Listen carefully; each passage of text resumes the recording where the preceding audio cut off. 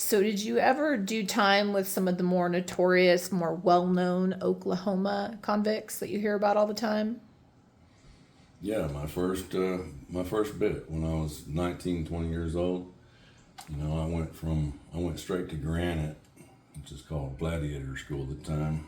We ended up having a race riot there, and several of us were shipped, and we went to Connors. And 2 months later, we had another riot, which almost burnt the whole place down. But from there, we ended up at McAllister, which I ended up, long story short, was on F1 run with all of the old guys. With Kenny Funkhauser, Korean Tony, Fulbright, Keg Leg, Fuzzmeyer, Darnell Ray.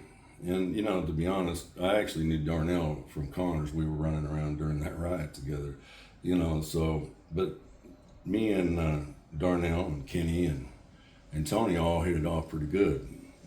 They really liked me because I slid a guy in the mess hall and knocked his teeth out and wore them around my neck for a couple of months. His teeth? His teeth, yes. You do what you do, but I was a wild youngster then, and they liked it, and so I fit in pretty good. But me and Kenny, I would say that Kenny, we become really tight. And he was older than me, and he had a way of looking at life that stuck with me.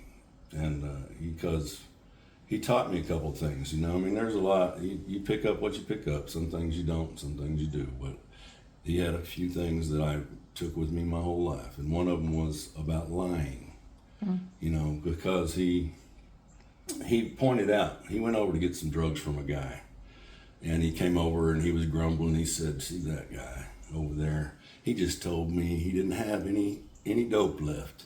He said that he was all out.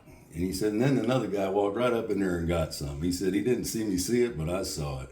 And I'm just going to tell you, Jimmy, that's be done. He's supposed to be some hard guy, but that's as chicken shit as you get. Because if he was really hard, he would have just told me the truth. "No, Kenny, I'm not giving you any dope because I don't believe you're going to pay me." Instead, and then just dealt with the fallout. Now that's being, the lying and He didn't want to have to collect from he didn't Kenny want to have to Funkhauser. try. But actually, Kenny's money was good. It's just that he didn't want to have to owe him. And that's how, he didn't want Kenny to owe him because then he might have to confront him. So he pointed that out to me, and I really didn't think about it before, but I thought about what that shows about somebody. They can act however they want to act, but when it comes down to it, the way that you deal with life and deal with other people, if you're going to lie and you're too afraid to tell the truth, and that's what I carried with me throughout the rest of my life. If lying is because you're afraid to tell the truth for whatever reason, to whoever it is, even to your wife.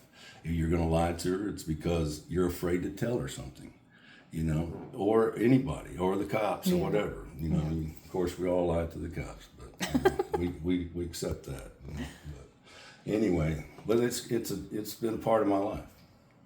Nice.